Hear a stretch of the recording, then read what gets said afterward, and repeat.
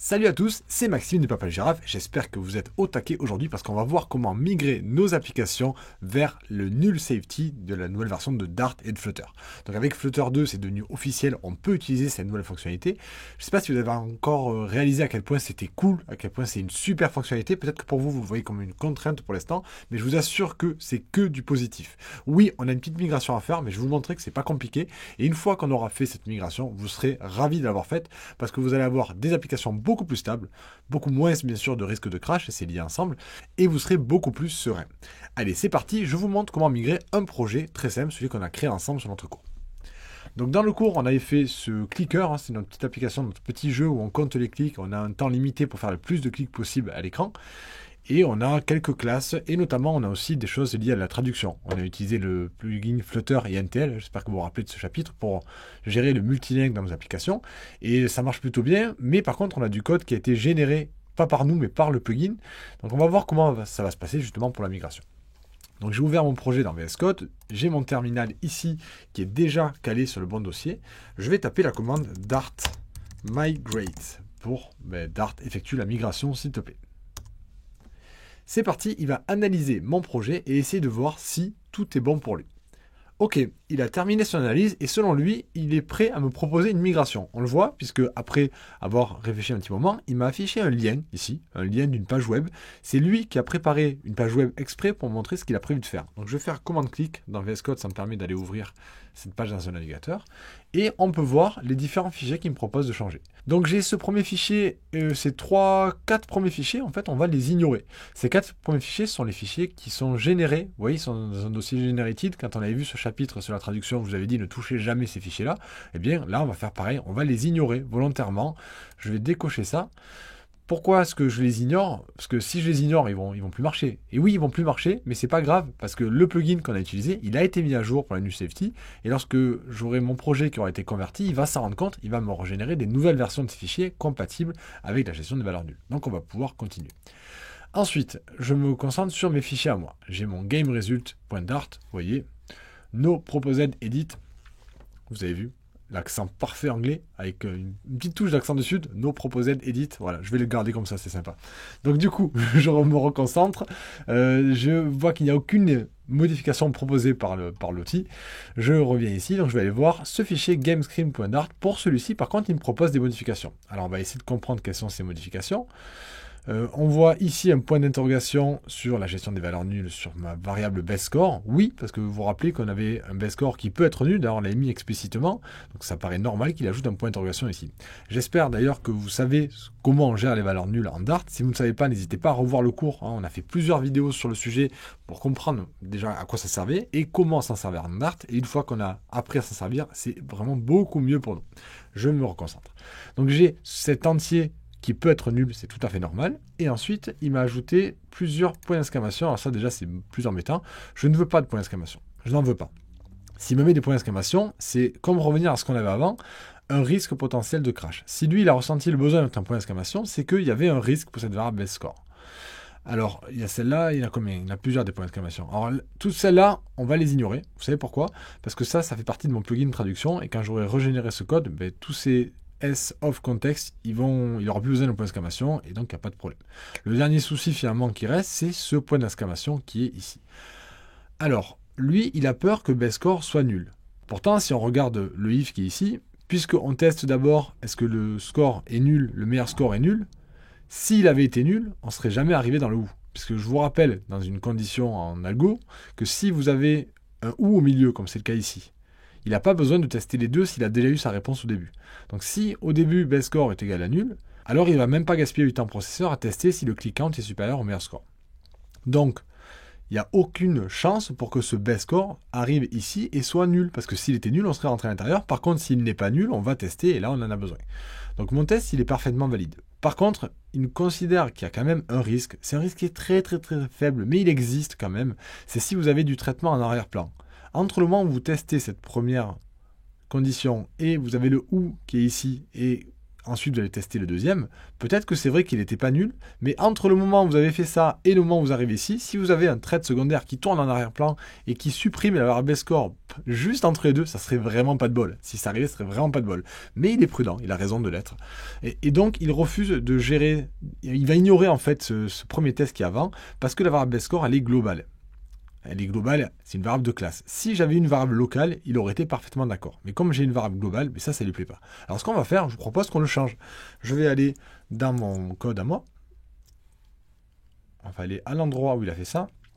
J'en profite pour vous montrer qu'il n'a encore rien modifié. Vous voyez qu'il n'y a pas le point d'interrogation, il n'y a pas les points d'exclamation. Il me montre ce qu'il va faire. Et du coup, avant de le faire, il me demande si on est d'accord. Et là, justement, on n'est pas d'accord, donc on va faire des modifs pour plus qu'il soit inquiété. Voilà, c'est ici, best score. Donc ce que je peux faire ici, c'est mettre ma variable best score dans une variable locale. Donc je vais faire final best score est égal à ma variable globale qui est risquée best score. Et ensuite, ici, je me sers, aux deux endroits, je me sers de la variable locale, best score. Ok.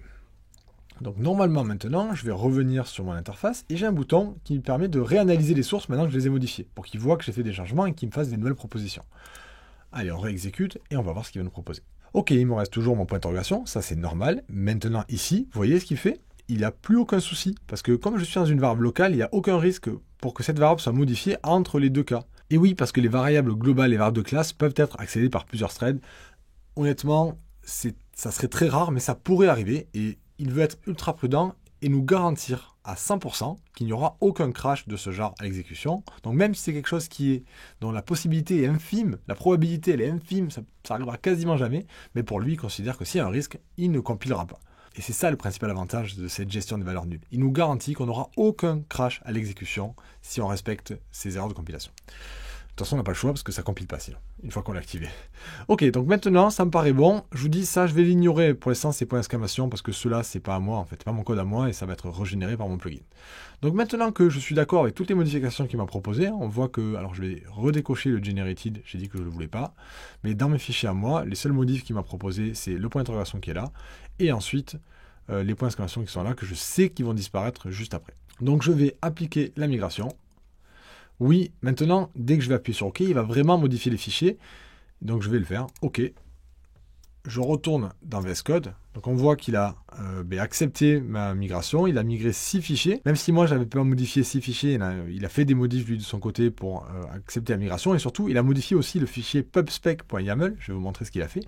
Il a ajouté ici la version 2.12. Avant, on devait avoir la version 2.7, je crois, de mémoire. Et là, il a mis en 2.12, qui est la dernière version de Dart. Et c'est cette version qui active la gestion des valeurs nulles au moment de la compilation.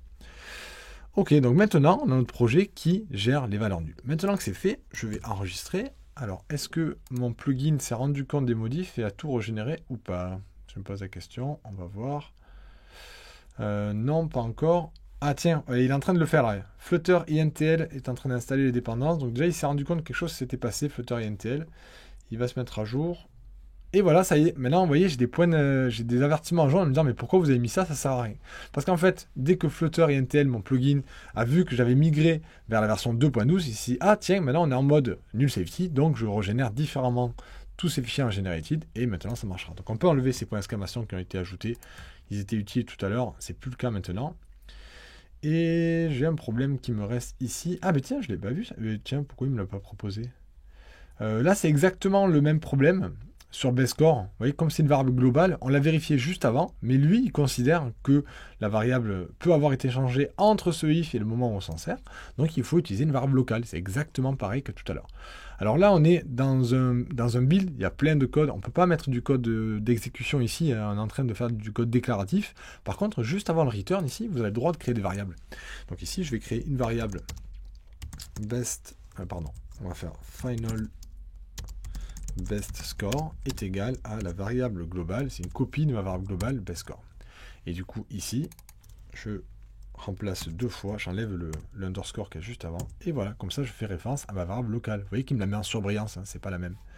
Ça y est, on a terminé, on a migré tout ça, on va essayer de lancer l'application pour vérifier que ça marche. Je crois qu'il reste encore un point d'exclamation, voilà, je l'enlève, je le lance dans le simulateur pour qu'on voit le résultat. On va jusqu'à la fenêtre, ça je n'ai plus besoin, mais par contre le simulateur, ça serait bien de l'avoir. Est-ce que ça va marcher? Je ne sais pas. On va voir. Ok, ça marche pas. Alors, qu'est-ce qui se passe? C'est bizarre, ça ressemble pas à une erreur à moi, ça. Oui, c'est pas du tout une erreur à moi, ça. On dirait que c'est lui qui... Je sais pas ce qu'il m'a fabriqué. Alors, on va recommencer. On va mettre... Enfin, on va pas recommencer. On va essayer de le brusquer un peu. Terminal. Comme c'est une nouvelle version de Flutter, peut-être qu'il se mélange entre les anciennes versions et la nouvelle. Je vais faire un Flutter clean. Comme ça, il efface tout ce qu'il a effacé. Et on refait F5 pour recompiler. Ah tiens, oui, non, c'est normal, je sais. Alors, comme j'ai fait un clean, il a effacé toutes les dépendances. Pas de problème.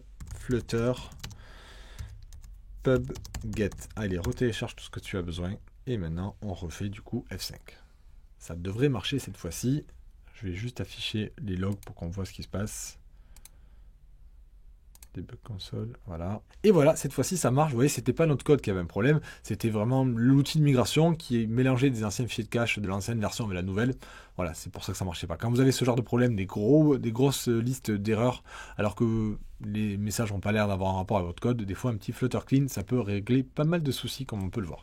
Avant de vous laisser, je vais vous montrer un autre point de migration qui peut être très important, parce que nous, on a eu un projet très simple, qui avait pas de dépendance ou très peu de dépendance. Mais lorsque vous avez des dépendances, il faut aussi les mettre à jour, ces dépendances. Donc on va voir ensemble comment ça marche. Donc je retourne encore une fois dans mon terminal. Alors, on va enlever tout ça là. Voilà, qu'on ait de la place. Je prends mon terminal. Dans le pubspec.yaml, vous avez pas mal de dépendances qui sont marquées. Alors moi j'ai uniquement celle-ci, qui a été générée automatiquement quand j'ai créé mon projet. Je m'en sers pas du tout. Et d'ailleurs, je vois qu'elle n'est pas à jour. Il me l'a pas dit à la migration, mais c'est parce que je m'en sers pas. À mon avis, c'est pour ça qu'il me l'a pas dit. Je sais pas, on va voir ensemble. Moi, j'ai que celle-là, mais pour un projet plus gros, il est possible que vous en ayez d'autres. Donc, il faut aussi les mettre à jour, ces dépendances. Lorsque vous passez sur une nouvelle version, il faut qu'elle aussi gère les valeurs nulles. Si ce n'est pas le cas, si c'est des vieilles versions qui ne le gèrent pas, mais ça compilera pas. Donc, pour faire ça, on va se placer encore une fois dans le terminal. Alors, je fais un petit peu de place là pour qu'on soit plus à l'aise. Clear, voilà. Donc, dans mon terminal, je vais taper Dart, et au lieu de l'outil de migration, je vais taper pub outdated -mode égale nul-safety. Donc je vais lui dire de lister tous dans les pubs, c'est les dépendances qu'il y a dans Flutter, et me dire ceux qui doivent être mis à jour. Et d'ailleurs, vous voyez, mon Cupertino Icons qui m'avait mis automatiquement quand j'ai créé mon projet, il me dit que la version 1 n'est pas compatible avec le New Safety. Vous voyez que si la croix rouge, c'est qu'il n'est pas compatible, et il faudrait le mettre à jour en version 1.0.2. Donc ok, on va le mettre à jour. Vous voyez, c'est bizarre qu'il ne me l'ait pas dit sur le Dart Migrate. Normalement, il aurait dû me le dire à ce moment-là. Il aurait dû m'interdire de faire la migration. Mais je pense que comme je ne m'en sers pas du tout dans mon code, c'est pour ça qu'il ne m'a pas embêté en fait. Donc je vous montre comment faire la migration. Dart pub upgrade nul-safety et on valide. Et là, il va télécharger une nouvelle version. Je ne sais pas si vous avez vu, ça a été assez rapide, mais il me l'a modifié au-dessus. Du coup, VS Code s'en est rendu compte, il a retéléchargé les nouveautés. Et maintenant, c'est bon, on a la version 1.0.2 de mon Cupertino Icons. Si vous avez dans cette liste des éléments qui restent en rouge sur tout le long de la ligne, ça veut dire que vous ne pouvez pas faire la migration. Vous devez faire en sorte que chacune de vos dépendances puisse être mise à jour avant que votre projet puisse être mis à jour. Dans mon cas, ça s'est bien passé, j'avais que celle-ci. Si j'en ai plusieurs, du moment que vous avez du vert à la fin, à la dernière colonne, ben c'est bon. Si par contre, vous voyez qu'une des lignes a du rouge tout le long, ben dans ce cas-là, vous devez attendre que cette ligne-là soit disponible en mode null safety, ou alors vous supprimez cette dépendance et vous essayez de coder vous à la place de la dépendance. Vous pouvez toujours retirer une dépendance et refaire le code, ce qu'elle vous apportait. Peut-être que c'est pas indispensable pour vous et que vous pouvez vous en passer en faisant votre propre code. C'est souvent une bonne idée. Moins on a de dépendance, moins on est embêté. Mais dans tous les cas, j'espère que vous avez bien compris comment on fait cette migration. Vous avez vu que c'est pas compliqué, les outils sont très bien faits, ils nous guident pas à pas du début à la fin. Et une fois que cette migration est terminée, il n'y a plus qu'à profiter d'une application beaucoup plus stable. Allez, bon code à tous!